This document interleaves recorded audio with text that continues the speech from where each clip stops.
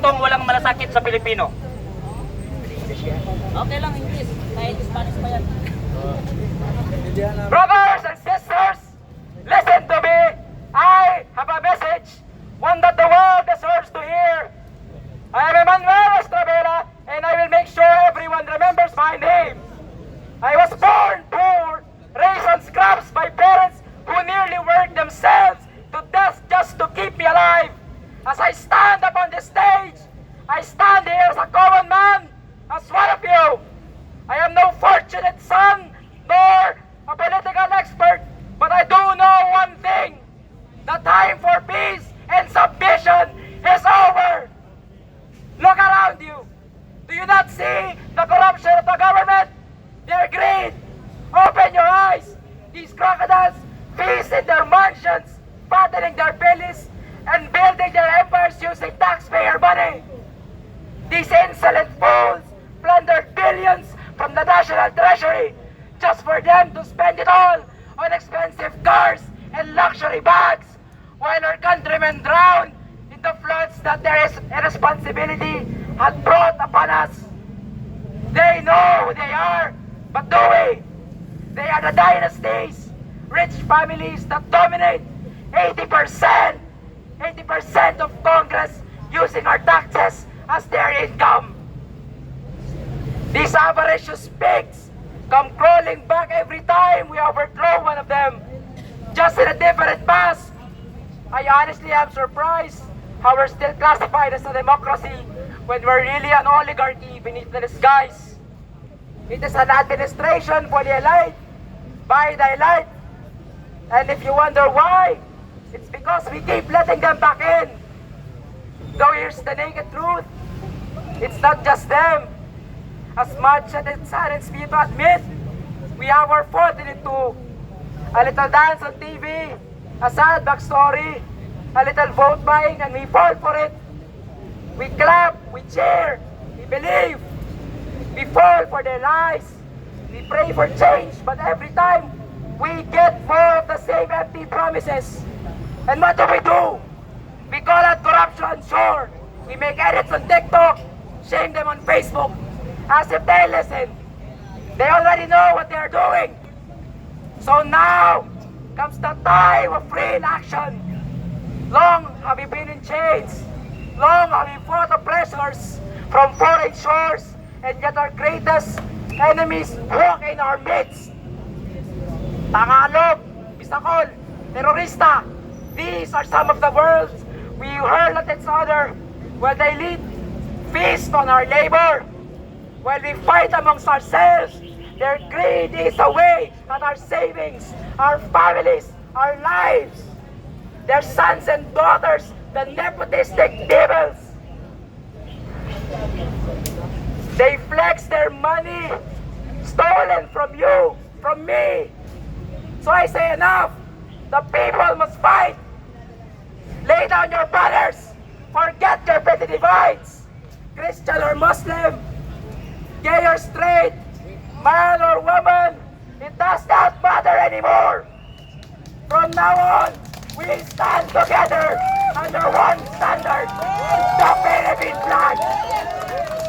We are those three colors, those three stars protecting our sun from the darkness that dares to eat it whole. And from this moment on, we face a common enemy. It is corruption. It plagues our government as it destroys the lives of our people. We've seen it all over about the local news and all over social media. Ghost projects, graft, flood control, corruption, tax evasion, poverty. All because they alone hoard the wealth meant to be shared by all. They call us hampas lupa, patay gutom, in front of our faces. They mock us, they flex their wealth, all the while when they feed upon our taxes. According to law, this is punishable by jail. And yet, these hypocrites still walk free. So one may ask why or how. What is the shield that keeps these leeches sucking our nation's coffers dry? Well, everyone, the answer is simple. It is the system. These laws are written by the same bastards to save their own skin. We already had laws such as Articulo 2, Section 26, about political dynasties, and yet they fester in Congress. Well, the current administration is ruled by one right now. RA 3019, anti-graft law, a law forbidding spending public money for personal and familiar needs, and yet they're killing soldiers while letting the impoverished rot in hunger. Their decadence is clearly violating this specific part of the law, and yet when a man steals bread, he is jailed.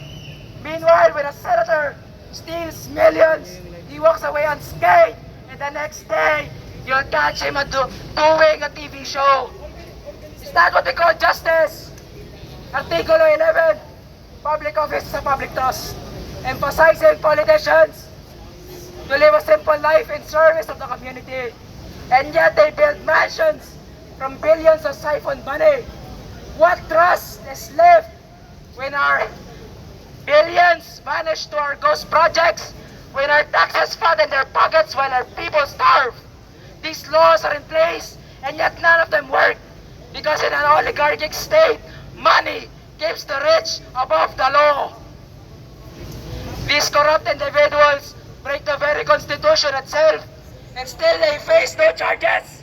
How ridiculous! Do you see how despite several administrations coming and going by, we're still considered one of the most corrupt countries in the whole world? It's a 1 and 2. Sure, both victories. But on the long term, we haven't seen barely any progress at all. Because nothing ever changes in the system. Only the ones who control it ever do. Now pray tell, everyone, what must we do if an unwanted tree grows in our yard? We strip it of life, of its source of power, and then we cut it from the roots. We kill it. And as for our nation, we must not hope for a strong leader. Instead, we must burn the corruption that festers within. Give back the money they stole, and replace the old system with a newer, better one that allows good leaders to naturally thrive in. But thankfully, not all hope is lost. Recently, I saw a bill that was discussed in Congress supporting the death penalty of corrupt politicians, and honestly, I give my full support to it. Do you?